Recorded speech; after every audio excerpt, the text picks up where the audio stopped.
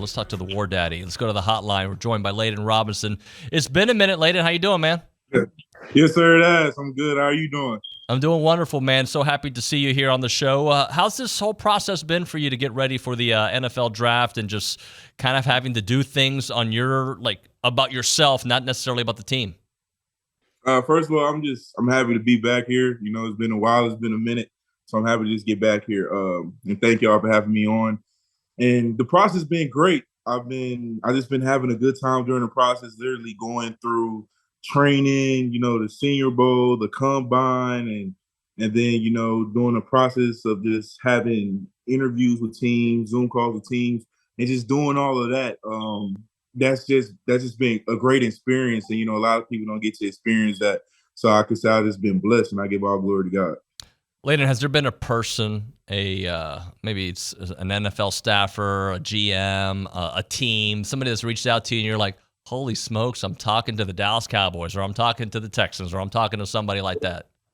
Well, to be honest, that's how it's all been for me because, everything is just a shell shock, like you're here now. And it's like you've been dreaming of this moment. You've been looking at this transition from years and just worrying about, when I'm going to get there, how I'm going to get there, what is it going to be like. And now it's here. It's like every coach you meet, everybody that you talk to is just like, wow. Like, I remember seeing you on TV. I remember, it's just a shell shock it's like a shell shock moment. Have people talked to you about your time at A&M when they're interviewing you and just wondering why the team didn't have the success that we kind of expected the last couple of years? Is that part of the conversation? Yes, sir. You get those questions a lot.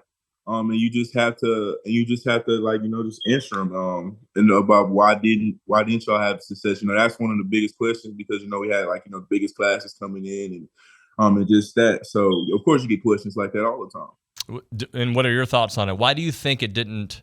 I mean, you played very well, but overall the team didn't win enough games. Mm-hmm.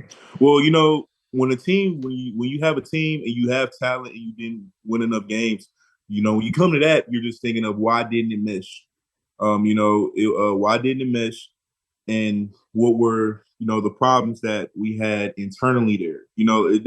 That's when you go back to it's all about the culture that you present at the end of the day, and it's all about who's willing to follow the lead of in your culture.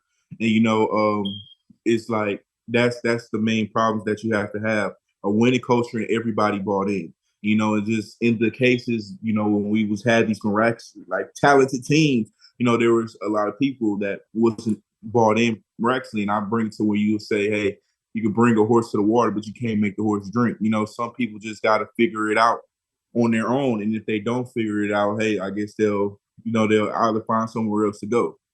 So that's what you get in those situations.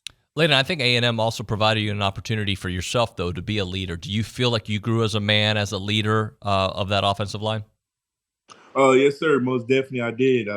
I just remember all the good times and, all the challenging times that I had. And that made me the person who I am today. Just how to, carry myself, how to learn how to go to work every day, even though things are not going well or how you wanted to. What's the energy that you're going to bring today? You got to be that light for other people too.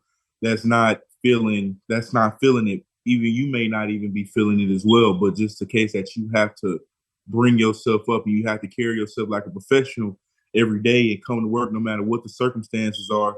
And you have to make sure you have that energy to not only help yourself, but to help others around you. Now that you're in the middle of it, what do you think about these draft projections that are out there? Because you're actually living it. People have put these things out there for everybody, not just you, but you're actually talking to the GMs. You're actually talking to the scouts. So, what have you learned about this entire industry that has started because of what talent does on the field?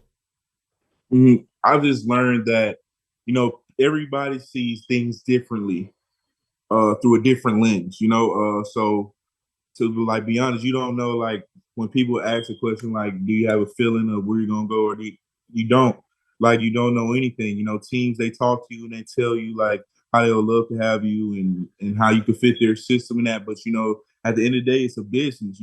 Some teams have different needs. Some teams need this. Some teams need that. So you can't find it take it harshly if you don't go to that team because at the end of the day they have needs and certain needs that they have to take care of. and how I'm thinking about where I go. I just want to get my foot in the door. I just need an opportunity to show that what I can do for an organization and how I carry myself professionally and how I could come in there and I could learn their system and be a sponge and soak up knowledge and information from those veteran guys of how to go through life as a pro athlete and how to set your schedule or just how they do things so I can make it my own. Just going through that. That's my mindset going into this. Have you reached out to Kenyon or anybody recently that's kind of gone through this process for advice? Well, I've reached out to. I remember I talked to Dan Moore. I got to talk to Dan Moore a lot. He always giving me just advice or just information, and I'll just check. Like he'll check up on me from time to time to like ask me how I'm doing. I believe that's the only like player I believe I talked to. The Marvin Leal one time, but yeah, that's all I talked to. And what about the guys going in the draft with you, right? The McKinleys, the Edge. Do you guys have any kind of conversations, kind of all going through similar emotions? Well, I talked to McKinley at the Senior Bowl because we was at the Senior Bowl together. Me and Anais and King were at the Senior Bowl together. We all just checked up on each other and talked to each other. Then I remember I saw Anais down where I was training at one time, and he was down there, and then I checked up on him and we talked then. It's just every time, we've seen each other, it was just that good energy and just encouraging each other to keep going. And how we was proud of each other that we got here and that we represent A&M. What kind of pro do you think Anais is going to be? I think he's going to be a great pro. He does it all, doesn't he? Oh, most definitely, he does it all. But you can just see by his work ethic and how he carries himself off the field to like just encourage people and how his family raised him growing up. That he has no reason why he shouldn't be successful in the pros. Because I knowing his family and knowing him and knowing the values that they have, that's obviously been instilled in him. So that's just going to help him become a more of just a professional at the next level because he knows what it takes. Because he had a brother, his brother.